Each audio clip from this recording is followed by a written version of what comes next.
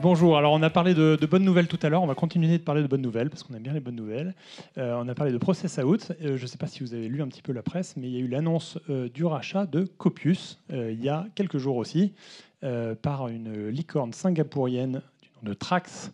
Donc on va peut-être revenir un petit peu là-dessus, je pense que déjà on peut applaudir très fort Roy et Antonin qui n'est pas là aujourd'hui, mais c'est une très très belle aventure, très belle opération.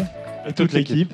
Voilà, donc en fait très rapidement, moi, on voulait te poser une ou deux questions. Alors peut-être très simplement Copius, peut-être qu'est-ce que ça fait, puis pourquoi tu as lancé Copius, comment tu as lancé Copius? Allez, peut-être une dernière pitch. Copius, ça fait 4 ans depuis qu'on l'a lancé. Officiellement, c'était début 2016. Peut-être je raconte un peu l'historique aussi et l'histoire. D'abord, ce qu'on fait, c'est la digitalisation des linéaires physiques du retail. Donc, amener le retail physique au même stade que le retail online, c'est-à-dire dirigé par la data, par l'analyse récurrente dans la journée pour décider les décisions, même micro-décisions pour chaque personne dans un magasin, les ruptures, les produits mal placés, les prix, etc. Donc vraiment d'aider le retail à arriver au point avec le online. Donc ça c'est en 2 mots, et c'est avec la technologie de reconnaissance visuelle. Donc on met des robots, des caméras dans des supermarchés, et il analyse tout, et ensuite il dirige les data vers la bonne personne dans l'organisation, que ce soit dans le magasin ou au siège. Donc ça c'est peut-être mon dernier petit pitch.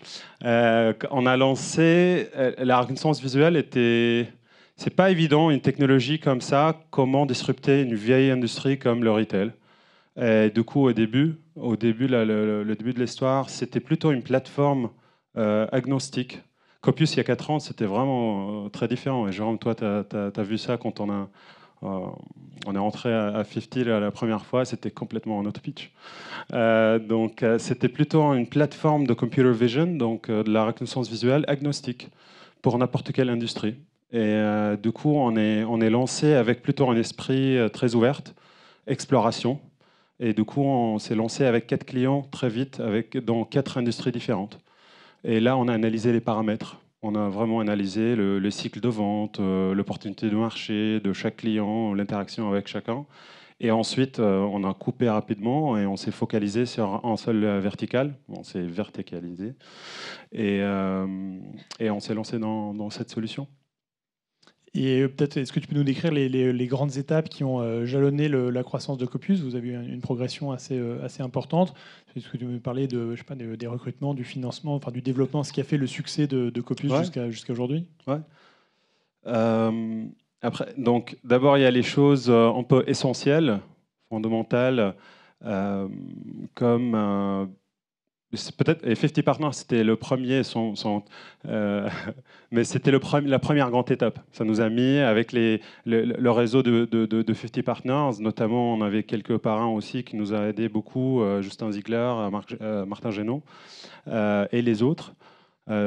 C'était la première étape. On était officiellement dans une plateforme connectée.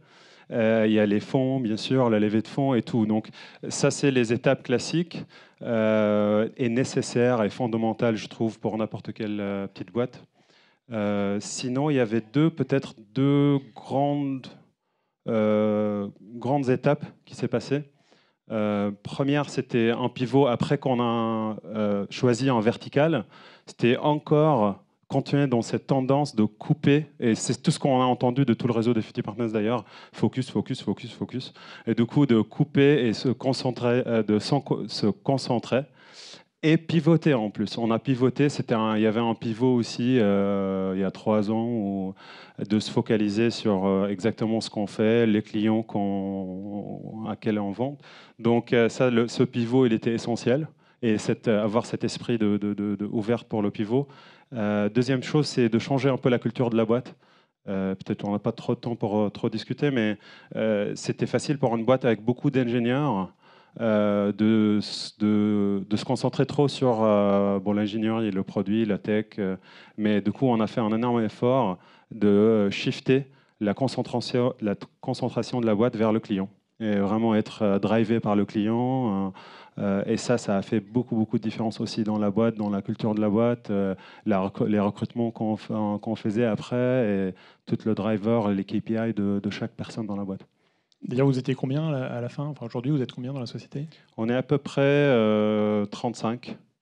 Après 35. Et bon, là, on recrute un autre 35 dans le mois prochain. Donc, ouais, un bon challenge.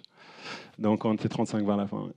Ok. Et pour revenir peut-être à l'opération, est-ce que tu peux peut-être pas tout nous raconter, tous les dessous de l'opération, mais est-ce que tu peux nous dire comment ça s'est fait? Comment tu as eu le contact peut-être avec l'acheteur? Comment l'opération s'est faite? Ouais. Bah, pour nous, c'était, on est parti pour soit un levée de fonds, soit vraiment la prochaine grande étape pour Copius.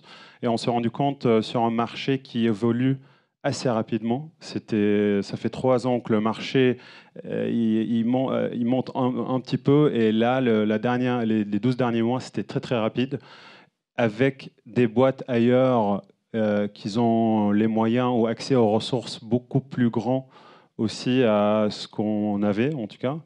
Et du coup, on a décidé aussi de prendre cette piste-là qui peut nous accélérer et nous donner accès à un scale, à des ressources qui l'argent ou les fonds n'achètent pas aussi vite. Et du coup, on a pris le contact avec des concurrents, des acheteurs potentiels, des gros éditeurs de soft. Et on a établi le contact. Et c'était évident à ce stade du marché. C'était soit maintenant, soit après 5 ans, en fait. Et là, c'était en consolidation comme ça. C'était le bon choix pour tout le monde. Et on avait l'équipe, la bonne techno, traction client. On était le plus vieux et le seul en Europe vraiment qui est devenu référence. Donc c'était évident pour eux aussi. Et il nous reste 1 minute. Quelles sont les perspectives? Alors, tu pars à Singapour ou pas? Tu restes là? Toutes les équipes restent? Qu'est-ce qui se passe? En ce moment, avec ce qui se passe, je reste loin de Singapour.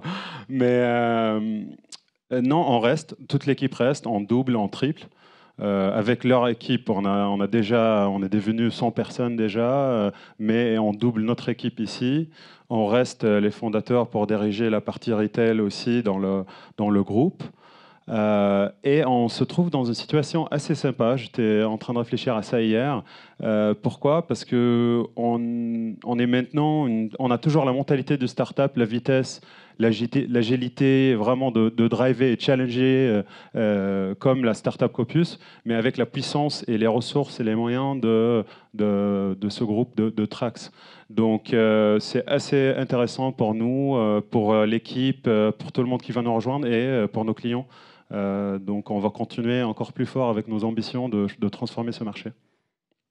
Top. Merci beaucoup, Roy. Je pense qu'on peut l'applaudir bien fort, bravo. Et puis on continue de travailler ensemble. Merci, malgré Jean. tout. Merci à tous.